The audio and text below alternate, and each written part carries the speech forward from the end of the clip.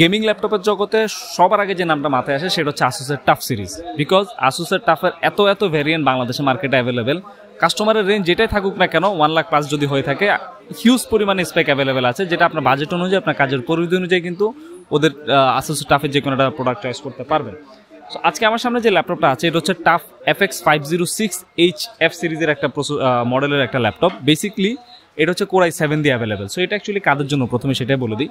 যারা হচ্ছে গেমিং তো করবেন অবশ্যই, সেই সাথে আপনারা 1650 জিপিউটা অ্যাভয়েড করতে চাচ্ছেন, অর্থাৎ 1650 জিপিউ থেকে এখন RTX 2050 যে জিপিউটা প্লাস এটা যে রে ট্রেসিংয়ের যে বিষয়টা গেমিংয়ের ক্ষেত্রে কম্পারেটিভলি খুবই ভালো। অর্থাৎ আগে যে 1650 ছিল ওইটার আশেপাশে কিন্তু এখন RTX 2050 পাচ্ছেন।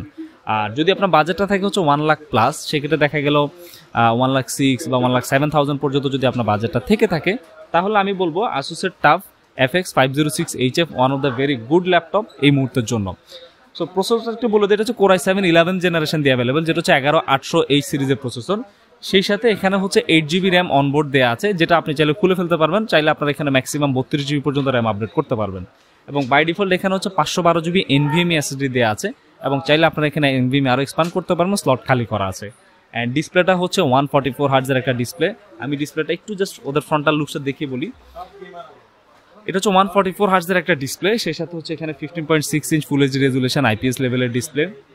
জিপিইউ হিসেবে এখানে ইউজ করা হচ্ছে RTX 2050 4GB DDR6 একটা গ্রাফিক্স কার্ড। সেই সাথে এখানে উইন্ডোজ 11 Wi-Fi 6 এবং ব্যাকলিট কিবোর্ড এখানে হচ্ছে 8GB দেওয়া আছে এখানে বেসিকলি।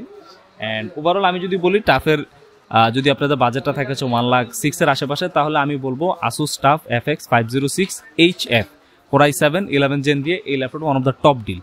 এবং আমি এটা জাস্ট এবার একটু ফ্রন্টাল বা হচ্ছে এটা ওভারঅল বিল্ড কোয়ালিটি নিয়ে একটু আপনাদের সাথে কথা বলি। Asus Tuf যেটা আমরা অ্যাজ ইউজুয়াল দেখে থাকি যে ওদের প্লাস্টিক একটা বিল থাকে এন্ট্রি লেভেলের ল্যাপটপগুলোতে, বাট ওদের যে ল্যাপটপগুলো একটু হাই কনফিগারেশন লাইক হচ্ছে আপনি যদি 1,15,000 এর উপরে যান তাহলে কিন্তু মেটালিক বডির একটা আপনারা একটা বিল্ড কোয়ালিটি পাবেন। সো আমার হাতে যে ল্যাপটপটা এটা হচ্ছে 506HF এর, এটা বেসিক্যালি প্লাস্টিক বিল্ড বা এটা হচ্ছে আমরা হার্ড ফাইবার বলে থাকি। এখানে হচ্ছে Asus Tuf এর একটা লোগো অ্যাজ ইউজুয়াল। অ্যান্ড Asusের হচ্ছে ব্যাক সাইডে কিছুটা অ্যাগ্রেসিভ লুকস করে, যেখানে হচ্ছে আপনি প্রচুর এয়ার ভেন্টিলেশনের জন্য স্পেস থাকতেছে, আর এই দুই পাশে হচ্ছে এয়ার এক্সস্টিং এর জন্য বেশ কিছু স্পেস দেওয়া আছে। আর লেফট সাইডে পোর্টগুলো নিয়ে যদি কথা বলি, ল্যান্ড পোর্ট যেটা one of the most important thing, land পোর্টটা লাগে। অ্যান্ড সেই সাথে হচ্ছে HDMI, দুটো USB প্লাস হচ্ছে USB Type-C, এবং এটা হচ্ছে Thunderbolt 4। সো যারা দেখা গেল একটা বড় মনিটরে আপনারা ডিসপ্লে আউটপুট করবেন বা বড় মনিটরে আপনি কোনো কাজ করবেন বা গেমিং করবেন, তাদের জন্য কিন্তু Thunderbolt 4টা খুব ইম্পর্টেন্ট। অ্যান্ড রাইট সাইডে হচ্ছে এখানে বেসিক্যালি আরেকটা USB দেওয়া আছে, অ্যান্ড এখানে হচ্ছে বেসিক্যালি এয়ার এক্সস্টিং এর জন্য একটা পোর্ট। সো এই ছিল Asus Tuf FX506HF এর মোটামুটি আউটলুকস এবং স্পেক কনফিগারেশনের একটা ছোটখাটো আপডেট।